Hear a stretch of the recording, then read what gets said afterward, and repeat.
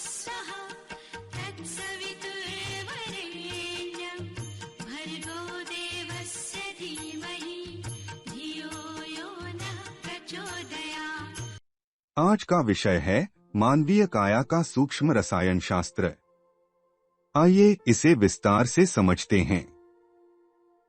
मानवीय काया की रसायन प्रणाली इतनी सशक्त, सक्षम एवं सुव्यवस्थित है कि अन्न, जल, वस्त्र की तरह अंतः की आवश्यकताओं की पूर्ति करते हुए वह उसे पूर्णतः स्वस्थ बनाए रख सकती है।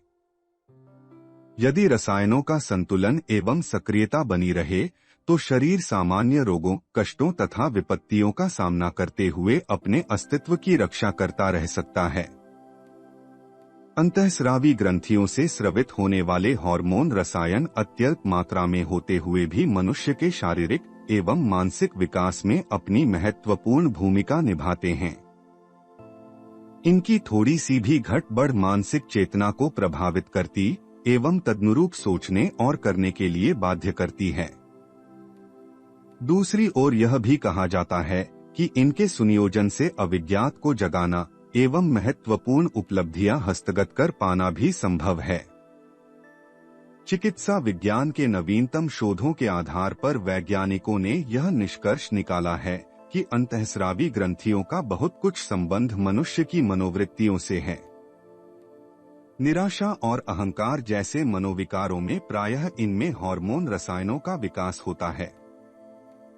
नम्र स्वभाव के व्यक्ति में एड्रेनालिन की तथा आतंकवादी एवं उत्पीड़न में रस लेने वालों में नार एड्रेनालिन की न्यूनता स्पष्ट रूप से देखी गई है। आज विश्व के मूर्धन्य वैज्ञानिकों का ध्यान अंतःस्रावी ग्रंथियों, एंडोक्राइन सिस्टम तथा उनसे निस्सृत होने वाले हार्मोन रसायनों की ओर विशेष रूप से केंद्रित है। इन ग्रंथियों का नियंत्रणकर्ता मस्तिष्क में अवस्थित पिट्यूटरी ग्लैंड को ही समझा जाता है। दूसरे शब्दों में इसे मास्टर ग्लैंड या अंतःस्रावी ग्रंथियों का कंडक्टर भी कहा जाता है। स्त्री पुरुषों में प्रजनन क्षमता का मूल कारण पिट्यूटरी ही है। पुरुषों में एंड्रोजीन तथा महिलाओं में ओस्ट्रोजीन हार्मोन के विद्यमान रहने से विभिन्न प्रकार की शारीरिक विविधताएं स्पष्ट दृष्टिगोचर होती हैं। सुप्रसिद्ध चिकित्सा शास्त्री डॉक्टर एन शैले ने अपने शोधों द्वारा यह पता लगाया है कि शरीर के स्वास्थ्य संरक्षण का दायित्व पिट्यूटरी ग्रंथि ही मुख्य रूप से संभालती है। यह ग्रंथि खासतौर से उस समय ज्यादा कमजोर हो जाती है जब व्यक्ति के भीतर भावनात्मक द्वंद्व, मानसिक उथल-पुथल मची हुई हो।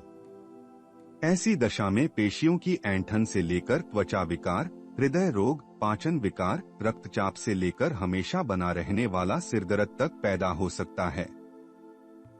यह तो सभी जानते हैं कि शरीर के सभी अंग प्रत्यंगों का संचालन मस्तिष्क द्वारा भेजे गए निर्देशों से ही होता है। भावनाओं के कारण मस्तिष्क पर अवांछनीय दबाव बना रहेगा तो यह निश्चित ही है कि उसकी प्रतिक्रिया शरीर पर भी हो। अधिकांश रोगों के मूल में प्रत्यक्ष और अप्रत्यक्ष रूप से भावनात्मक संक्षोभ ही पाया गया है, भले ही वह कोई दुराव छिपाव का भाव हो अथवा आक्रोश क्रोध का भाव। पिछले दिनों यौन संवेदना को मनःशास्त्रियों ने मनुष्य की प्रेरक शक्ति माना था और कहा था कि मनुष्य के व्यक्तित्व का उत्थान पतन इसी केंद्र से होता है। शूर, साहसी, कायर, निराश, प्रसन्न, दुखी, आदर्शवादी, ईश्वर भक्त, अपराधी, अविकसित स्तर का निर्माण इसी केंद्र से होता है। पर अब नया सिद्धांत कायम हुआ है कि हार्मोन ही यौन संवेदनाओं के लिए उत्तरदायी हैं। चिकित्सा शास्त्रियों के अनुसार नपुंसकता नर की हो या नारी की, प्रधानतः पिट्यूटरी ग्रंथि की खराबी के कारण ही होती है। जननेंद्रिय की स्थानीय कमी वासना अथवा प्रजनन को अधिक प्रभावित नहीं करती। संतान के प्रति माता का प्यार क्यों कम या ज्यादा पाया जाता है, इसका स्रोत भी पीयूष ग्रंथि, पिट्यूटरी ग्लैंड से स्रवित होने वाले हार्मोन्स में पाया जाता है। लिंग परिवर्तन की घटनाओं में हार्मोनों की ही प्रधान भूमिका होती है। इसमें नारी नर के रूप में या नर नारी के रूप में परिवर्तित हो जाते हैं।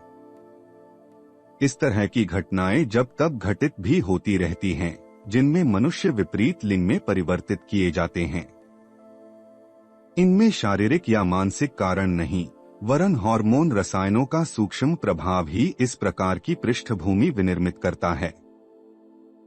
शरीर की मुख्य अंतःस्रावी ग्रंथि होने के कारण वैज्ञानिकों ने पिट्यूटरी का गहन अध्ययन अनुसंधान किया और इससे स्रवित होने वाले 9 हार्मोनों का पता लगाया है। साथ ही इनके व्यापक एवं अत्यंत जटिल कार्यों का विश्लेषण किया है। विशेषज्ञों ने इसके अत्यंत महत्वपूर्ण और प्रभावी कार्यों के कुछ ऐतिहासिक व आधुनिक उदाहरण भी प्रस्तुत किए हैं। उनका कहना है कि नेपोलियन के जीवन में जो महत्वपूर्ण परिवर्तन आया, उसके लिए उसकी पिट्यूटरी ग्रंथि की बढ़ती निष्क्रियता ही बहुत कुछ जिम्मेदार थी। शरीर शास्त्रियों का यह भी कहना है कि इसके 2 प्रमुख भागों में से जिस व्यक्ति में एंटीरियर पिट्यूटरी की प्रधानता होती है, वह पुरुषोचित गुणों से युक्त होता है। इसके अतिरिक्त उसमें आत्मनियंत्रण व आत्मानुशासन की विलक्षण क्षमता भी होती है। वह प्रभावशाली, प्रबल पुरुषार्थी, दृढ़ निश्चयी एवं नेतृत्व प्रदान करने वाले उदात्त गुणों से संपन्न होता है। इसका ज्वलंत उदाहरण अब्राहम लिंकन है, किंतु ऐसा होता तभी देखा गया है जब पीयूष ग्रंथि के अग्रभाग की अल्फा कोशिकाएं बढ़ जाती हैं। दूसरे मामलों में जब एंटीरियर पिट्यूटरी की बेसोफिलिक कोशिकाओं का स्राव बढ़ जाता है, तब व्यक्ति में अपेक्षाकृत मादा लक्षण प्रकट होते हैं। ऐसे व्यक्ति कद में ठिगने, अस्थिर स्वभाव वाले, भावुक एवं संवेदनशील प्रकृति के होते हैं। इनमें साइक्लोथीमिया की प्रवृत्ति होती है, अर्थात यदा कदा तो अति उत्साह दिखाते हैं और कभी कभी निराश हो जाते हैं। ऐसे लोग प्रायः कवित्व, कला और संगीत की ओर अधिक आकृष्ट होते देखे जाते हैं।